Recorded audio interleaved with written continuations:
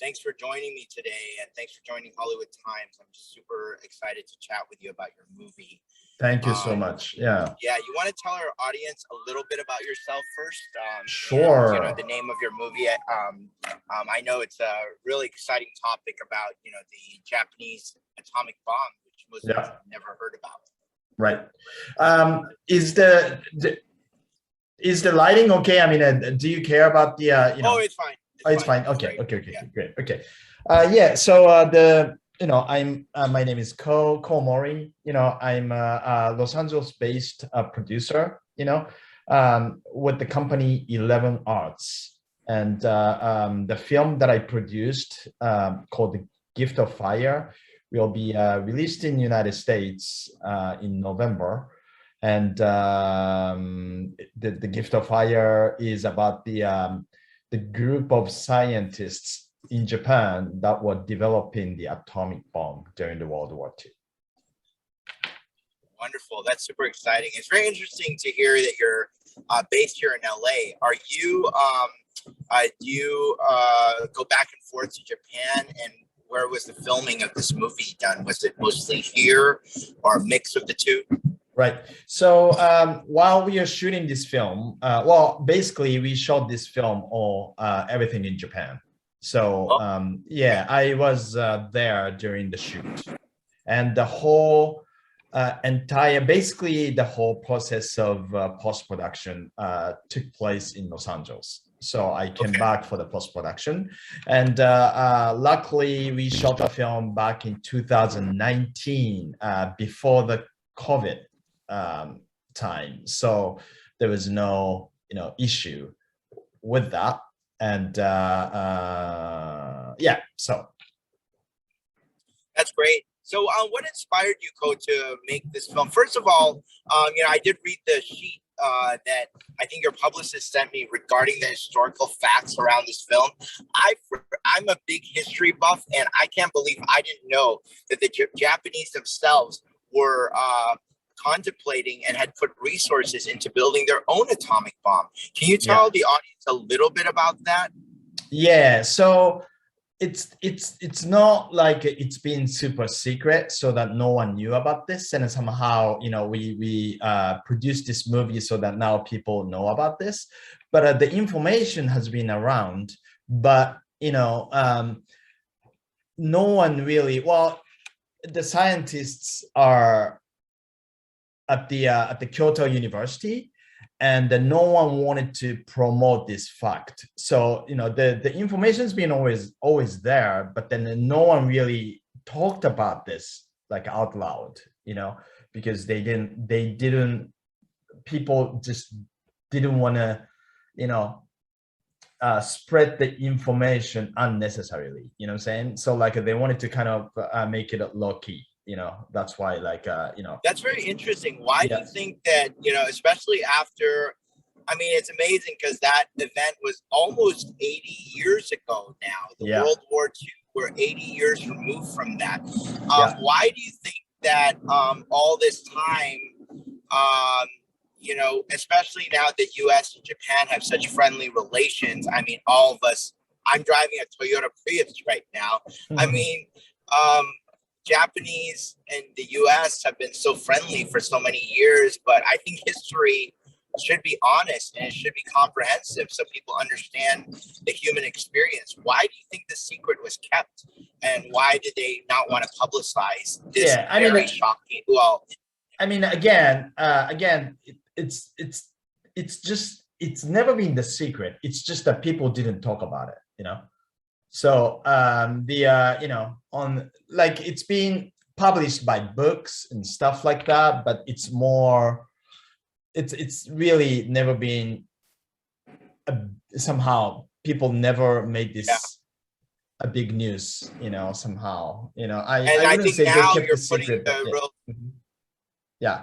yeah, Go you're ahead. putting the spotlight on it now. You are really showing the this and making it into a movie, obviously. So I'm very excited to see, because I think I'm Yeah. going to see the preview of it on Friday, Oh, and then it cool. will be released November 18th. Yes, correct. So Yeah. November 18th is the actual release date. So Yeah. yeah, I'm excited to see how that story unfolds, because this is a very personal story, right? You make it into a personal, one of the scientists, a young Yes. boy that's Yeah. working as a scientist. Yeah, tell us a little Yeah. bit about that character and what Yeah. inspired you to create that character. Right. So actually, it was the writer director Hiroshi Kurosaki who found this story over 10 years ago at the library in Hiroshima. Okay, there was this little a book that he found, and there was a diary there that this person wrote, and this diary has become the base of the story of the movie. Okay, so Hiroshi, took that diary, and then he kind of like created the story around it.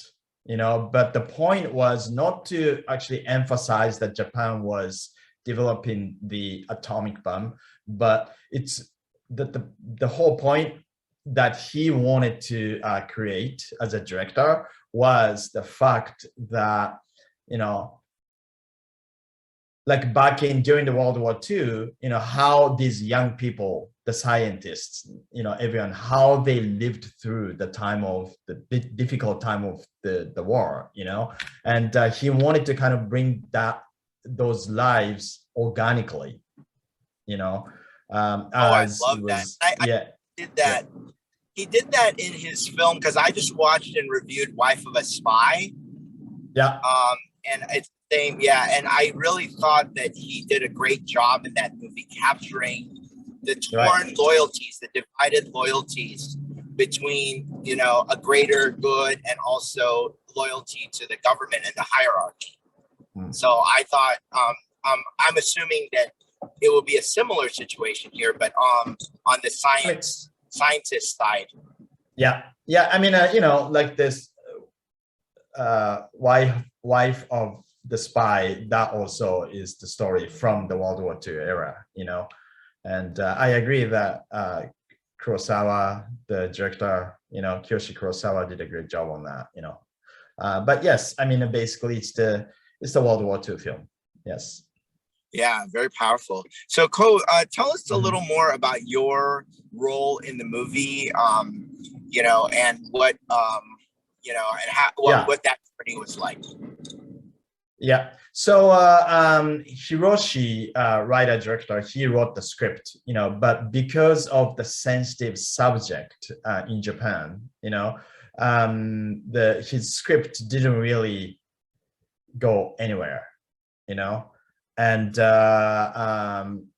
for me, I work with the company. I mean, a Japanese broadcast NHK, quite often. And one of the producers that I really I'm close to, he one day called me and then asked me if I would be interested in this script, and he kind of gave me a quick summary of it, and I was super interested in it. So yeah, just send it over. I will read it immediately. And then he sent it over to me. At that moment, personally, I didn't know about the Japanese scientist developing the atomic bomb. So I was quite shocked. But also at the same time, when I read the script, despite that's a pretty big fact, the script was more organically portrayed in the characters, like how they lived, how they love, how they, like lived through their difficult time. And I was really fascinated by that. So after I read it, somehow the director Hiroshi Kurosaki, he at this time, like he needed to come to Los Angeles for something else, and then he wanted to meet up, and I said that yeah, definitely, let's meet up. So he came and we met up, and then when when I heard all his passion and how he found this story, what he wants to bring to the world, what he wants to do with it, all that kind of got me really well that, okay, so I would like to produce this film. So that was the very start of it, That's wonderful. So you were brought in for what duties with the film? What was your role? Yeah, I produced the movie, so I'm a producer of the film. I'm the main producer of the film. Yes. Wonderful, wonderful. So yeah, you brought it to life. Yeah.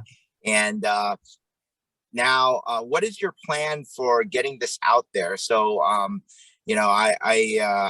excited because I always love historical movies, but there is a segment of the movie going audience that it's there's a niche for Totally. for historical films. Yeah. Where do you see that playing out in the marketing and distribution of it? What's the plan? Is this going to be widely released in theaters? What do you see ahead for the gift? Yes, no, you said it very well. It's true that, first of all, this is a Japanese language film, even though it's a US-Japan co-production, and the second, it's true that it's kind of like the war film is not a popular genre, so even though we believe that we have a story to tell here, it's not that this is going to be the big wide release film. So we're gonna go very small, independent, like more like what is that called? We the film festival. Yeah, film festivals, and also the city by city. Maybe we book the theaters as it goes, almost like a, what is it called, platform release. I'm not quite sure how the term. Yeah, it's not going to be the big release, but obviously we market by market. Yeah, market by market. Yeah, drawing. Yeah, and are you going to go after the like Japanese American community, or history lovers in general? Yeah. What's kind of Yes. your target? Definitely. I mean, that's definitely our audience. Like besides the film goers or the people who love the indie films or foreign films like this, and also we do believe that like Japanese related organizations and people audience, we would be kind of going into that market as well to start with, and hopefully it's going to spread out to the point where that we can reach out to a wider audience than a core audience of like Japanese and stuff.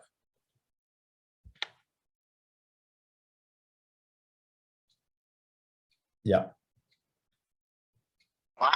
And different Hulu, and I know I'm one of those people, and I'm always looking for new indie films to watch on my Netflix, and try to get something that's not your typical Hollywood release. So I think you got a great market there. I wish you all the success in that regard. Thank you. Now, yes. back to the movie, I wanted to circle it back to, I know you don't want to do too many spoilers, but I would love to hear what your favorite scene in the movie was. Yeah, there's this very powerful scene, or I have like two scenes that are my favorite. One is the this scene where one of the main characters, Hiroyuki, who is a younger brother of Shu, and Shu is the main character here.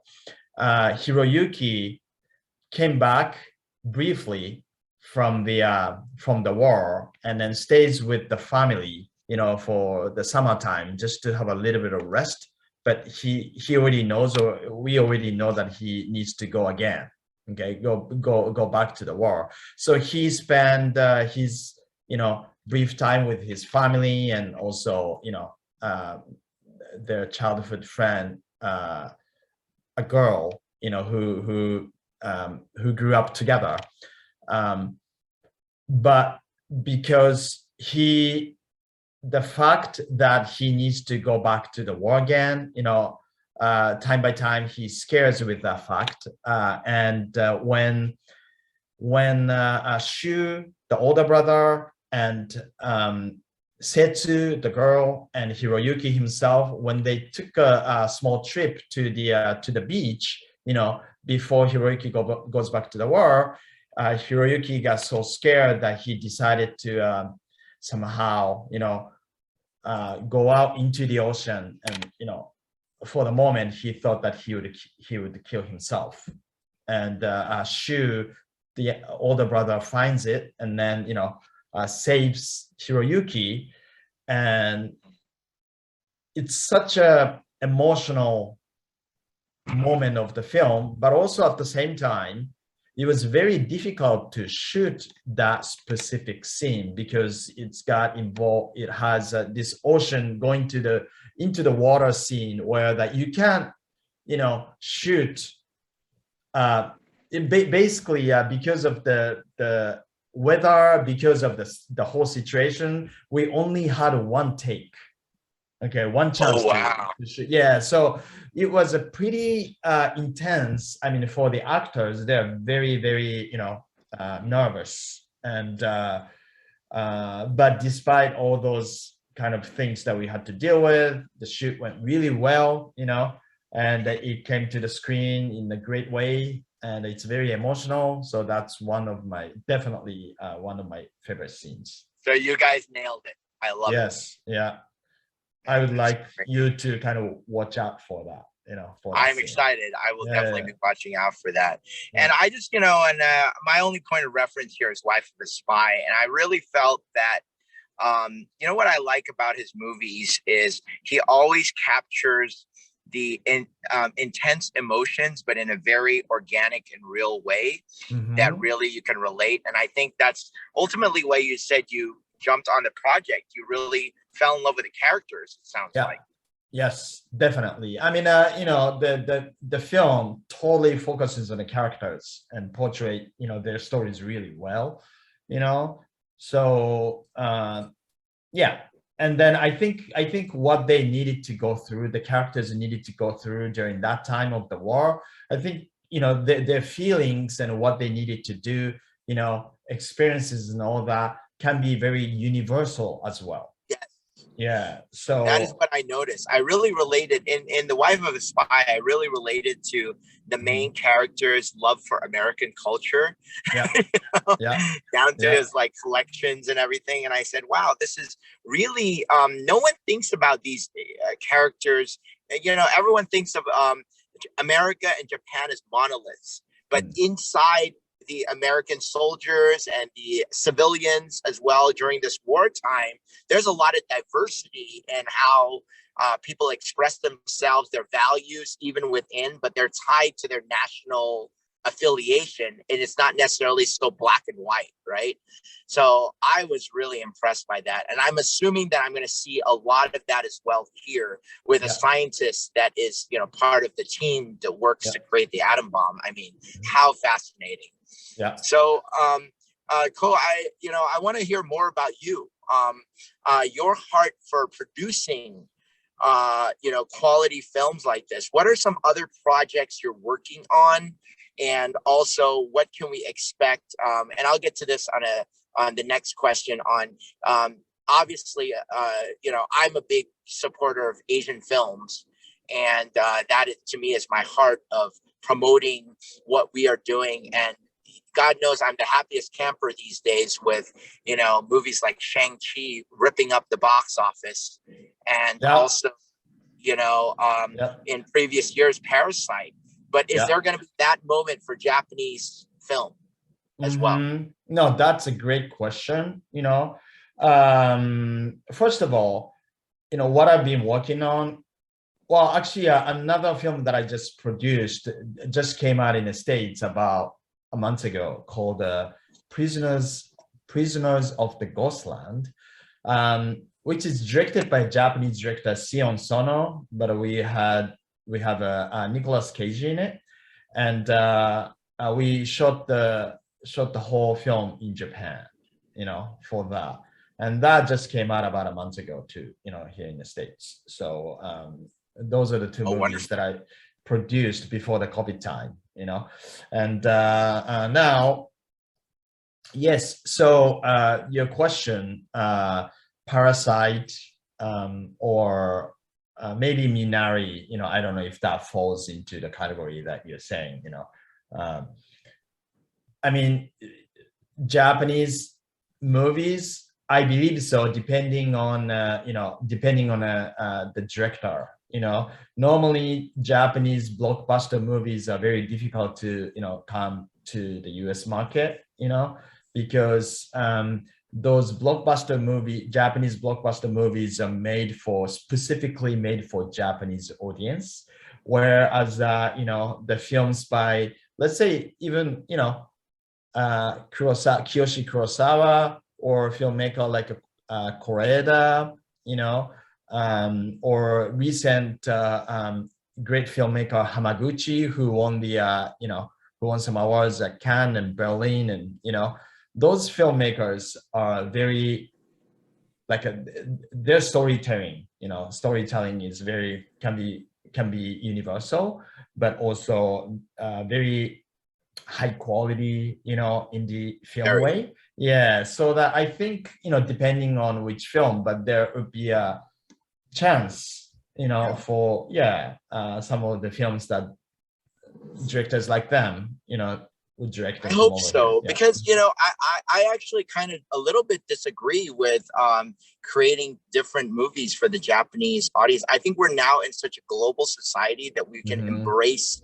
I think people are also very tired of Hollywood. They want to see something new. I think that's why Parasite, which is a very quintessentially very Korean movie, did so well in America. And I do want to reference two of my favorite movies of all time that started out with Japanese roots, The Ring and The Grudge. Wow. And I thought... You're talking about the Japanese version? Yes, the original I like version? The original version, because I did not like the American adaptations. I felt that the American adaptations watered it down and lost its natural creepy factor. And I think, but maybe that's my personal preference and I'm weird, but I feel like in America in the past, there was this notion that we're so different from a lot of the Asian cultures that we have to adapt an American version of the movie and go through all that effort. And to me, it really robbed us of us being able to tell our stories, our Asian stories, by Asian actors, by Asian producers, Asian writers. And now I am seeing more of that. And it's exciting to me. Yeah, and then I agree. I guess all the big streamers platforms, like a VOD, those are definitely helpful, to sort of have those, just like you said, more authentic, Asian cinema, to the world market, international market. Yeah. I'm excited about that too. That's great. So you see, where do you see the trends? I mean, as a producer, I'm sure you're always looking at the market, how it's changing and evolving. What do you see, and where do you see the future of that? I would like to, make me being based in Los Angeles, Hollywood, I wouldn't want to just go straight make a Japanese movie for Japanese market or basically for Japanese audience, but I'd rather kind of bring the Japanese or Asian stories, like authentic stories, out to the Western market, but in a way where that, not losing the the authentic cultural stuff, but it's somehow, right? You almost have to strike the perfect balance, which I think certain movies like Parasite were able to do. And I think that's a challenge. That's great. Yeah, I hope that's a you step challenge, up to but that. yeah.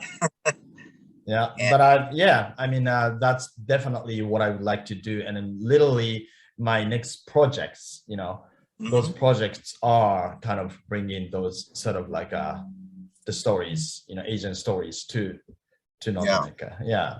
So, And real or quickly, Western going world. back Yeah. to what your other project that you did, and you said Nicolas Cage was involved in that project. Can you tell Yeah. us a little bit about that? So, is it out in the theaters? Can we go Yeah. support it right now? Thank you. Yeah. It's it's called The Prisoners of the Ghostland. Mhm. Again, directed by Japanese director Sion Sono, and Nicolas Cage and Sofia Boutella in it. And we shot that film in Japan, actually entire film, and it's basically a samurai Western action. Wonderful. Yeah, And mashed up, that and then it's already been released in the States, and you can actually find it anywhere, through any platform that you name it, oh like great, yeah, so like Amazon and mhm. Voodoo, you Awesome. can find, yeah, On my write up, I'll be sure to put a plug on that because yeah, great to see Japanese producers and doing that. And I love the whole filming on different countries. I think mhm, we get. I mean, so many films are filmed here in LA or yeah, Southern California where you have the same terrain. Even though they're trying to be in a different desert, it's the same desert in mhm. Lancaster or Palmdale. Yeah, well, that's where people should. Yes, you're right. Yeah, yeah. So to Mhm. take film production in Japan is really, I think that really sets you apart from a lot of different productions. How is that as far as regulations with, and getting a crew out there? Do you cast mostly a Japanese cast Yeah, and get your yeah. actors there locally? Because I'm sure that will cut down on the cost. Yeah. So, Well, actually, the biggest difference between Japan and here, maybe in the States, is that Japan doesn't have the union, for crew and even for actors, right? Whereas, of course, union is pretty strict. Rules are pretty strict here in the States. So that's actually, I don't think it's good or bad, but it's definitely a difference, and yes. yeah. Also, Japanese crew, even though these days there are more like bilingual crew there you can find in Japan, but still, pretty much very Japanese language, well, you have some language barrier there too, and also the way crew work there in Japan is also different from the crew from here. So there are things that need to be adjusted, and that becomes another sort of element that producers need to kind of Yeah, work that's on. fascinating because I'm sure Kurosawa has no problem with the local Japanese crew. But how was it working, or in your case, working with American talent like Yeah, Nick and Sophia going yeah. overseas? How was that interaction? And do you have any funny stories for us? They're actually they are very, very professional actors. Okay, I just give you the very correct answers, not going out of the line here, but yeah, those are very professional actors like Nick and Sophia, super professional. We had absolutely no problem, working with them. Oh, and for them to work with the Japanese crew, they're very polite, very accepting. Not like, we need to do it our way, but they're more like organically trying to adjust themselves with the Japanese shooting style as Oh, well. that's So yeah, I mean, that was wonderful. and Cajun. what is that shooting style? What is that shooting style that's different from Japanese cinema versus American? I mean, it can be depending on the director, but like for instance, in the States we have DP, director of photography, in Japan, the DP cinematographer wouldn't control the lighting section. They collaborate, but then it's not, the system is different, you know, like, yeah, just speaking of cinematography, the way they work is different. That is fascinating. Yeah. Because that is where a lot of miscommunication could occur when roles and authorities are different cross cultures. That is fascinating. Thanks for totally. sharing. And, you know, but yes, obviously working with the most professional of actors, you can minimize those problems, but, you know, still, it's always an adjustment, and it's, you know, but it seems like you do a lot of your productions overseas. Is that a correct assumption? Yeah, I mean, yes.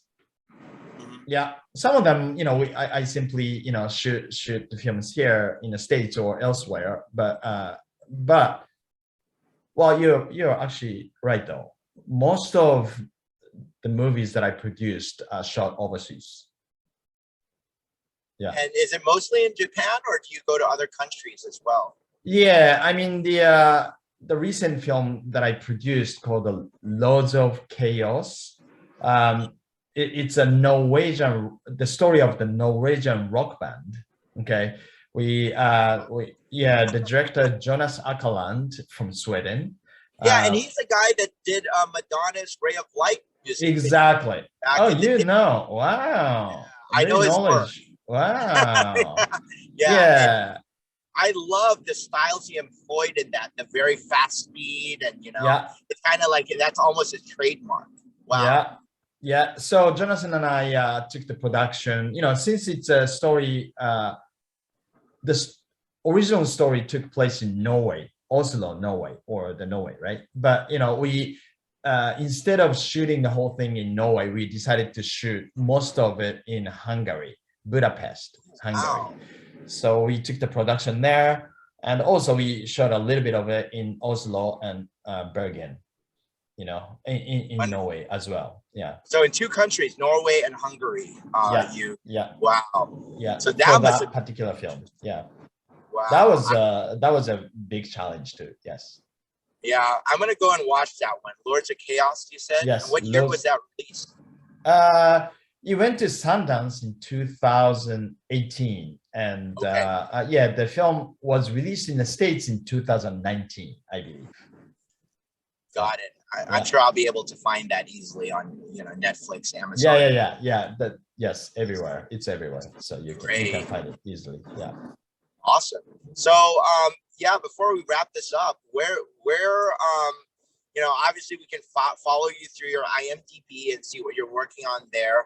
But do you have a website where we can see what, you know, what's coming up for you and all the different cool projects you're working on? Are you active on Instagram? I have an Instagram account, but it's not as active as I would have wanted. But, you know, like maybe I'll try a little bit more harder.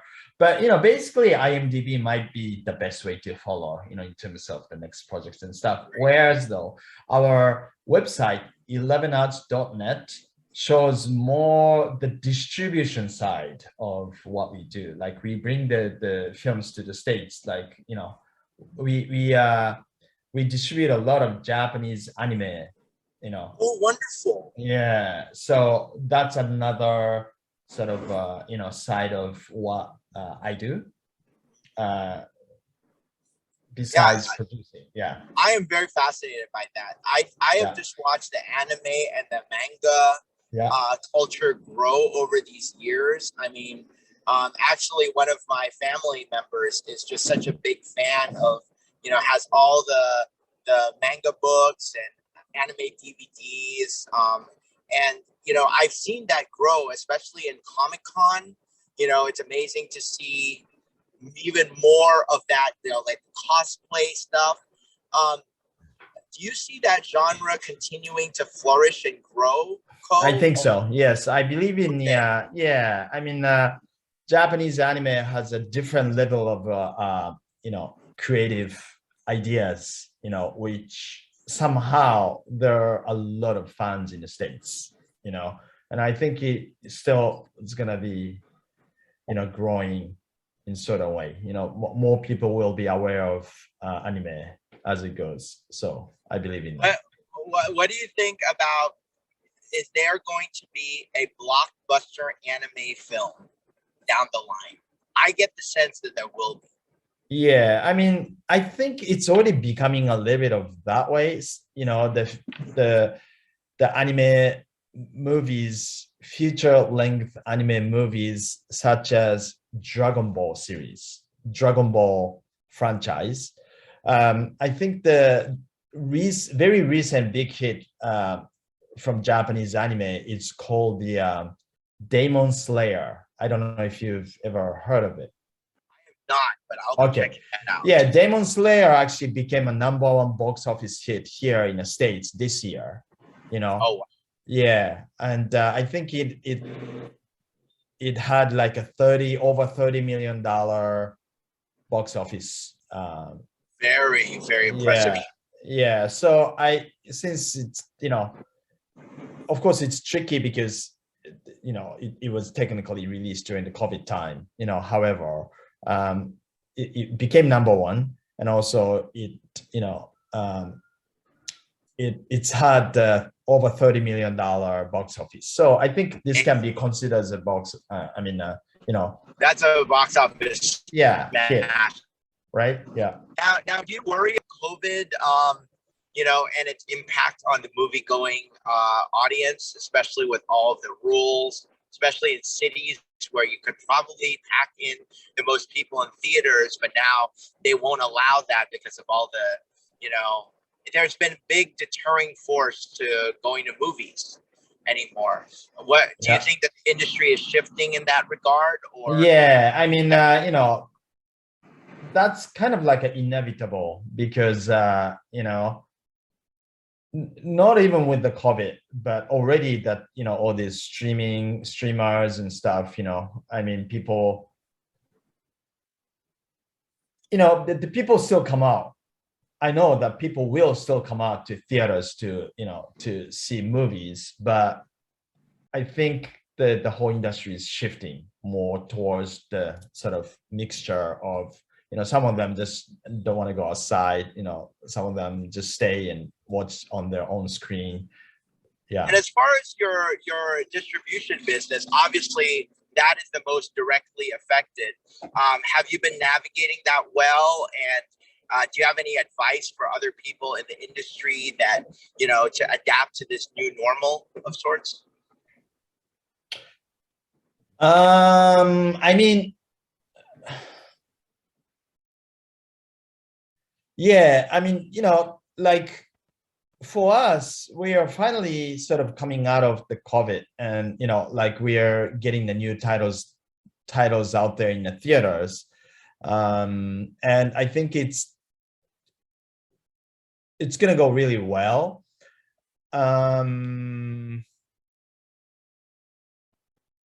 I don't know. I'm not quite sure if I can give the correct advice, because we are dealing with this specific genre anime, which has a different market, and our targeted audience is a little more clear than the other, right? So I think that's a good advantage, but I think distributing anime is slightly different from just distributing some other films in general. Yeah, and you gotta be smart and adapt and reach the end user. I think that's the ultimate goal here. So yeah, awesome. And just from this interview, I really know which direction I'm going to take my article on. Okay. And I just think you're so fascinating, Ko. I'd like a little bit more about just who you are. Okay, so you live here in Los Angeles. You do a lot of shoots and production overseas. So you're probably jet setting around the world. And now that we're past all that, the heavy part of COVID, you are probably going to resume those travel plans around the world. What do you do for fun? What kind of food do you like when you're in town? What are your favorite things to do? Tell us a little bit more about you, Ko. Great.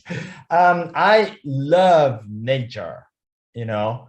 I mean, I'd rather be in nature, you know, when I have more time. You know, basically, I live in, even though I live in LA, I live in a mountainside of Los Angeles. So I don't live in a city, you know.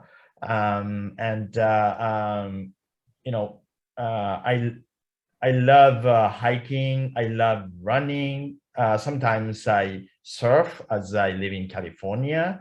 But basically, those are all about the nature, you know, kind of be in the nature, you know.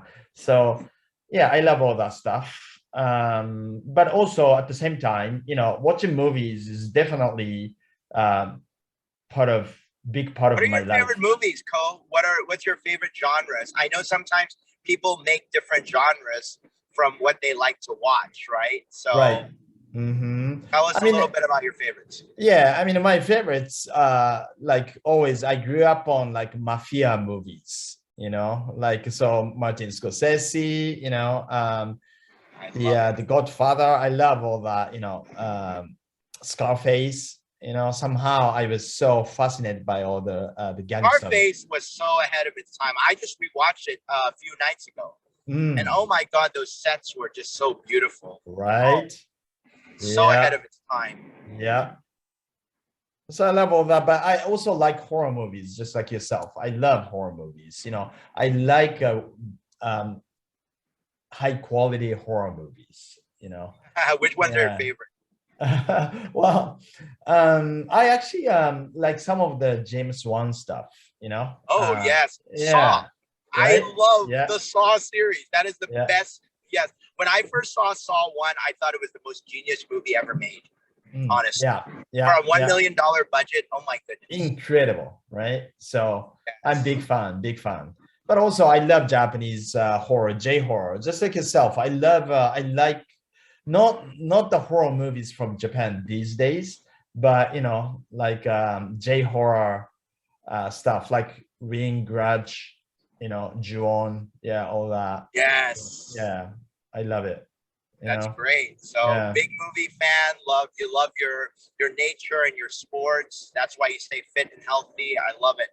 And we look forward to more and more talent and great work coming out. Will I see you on Friday night? Yeah, I try to stop by. You know, I have it's a Friday. Yeah, I try to. Yeah, I should be there. Yes. If you do, me and we'll see each other. And let's stay in touch and keep me posted whenever more of your movies come out.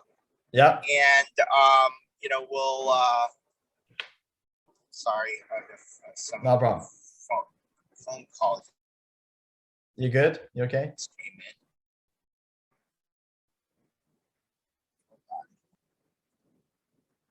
Sorry about that. Are you No there? problem. Oh yes. Yeah. Sorry. Yeah. Someone tried to call me I see. soon. But yeah, thank you so much. And I guess we'll stay in touch. And let's whenever you have any new projects, please don't hesitate to reach out to me. And Oh, cool. Thank you. Thank you so much. yeah, Thank thanks you. for Appreciate it. time. And we will and we'll just find you on your IMDb. That's Komori, Ko, Yeah. and then Mori. Yes. So stay. Yeah. For the Hollywood Okay. Times audience, stay tuned to his great work, and we'll be talking more and more in the future. Great. Thank you. Thanks for your love of Asian films and stuff. I'm really impressed and I'm super happy. Thank you. Ditto. We need pioneers like you. Yeah. Okay. Take care, Thank Ko. you.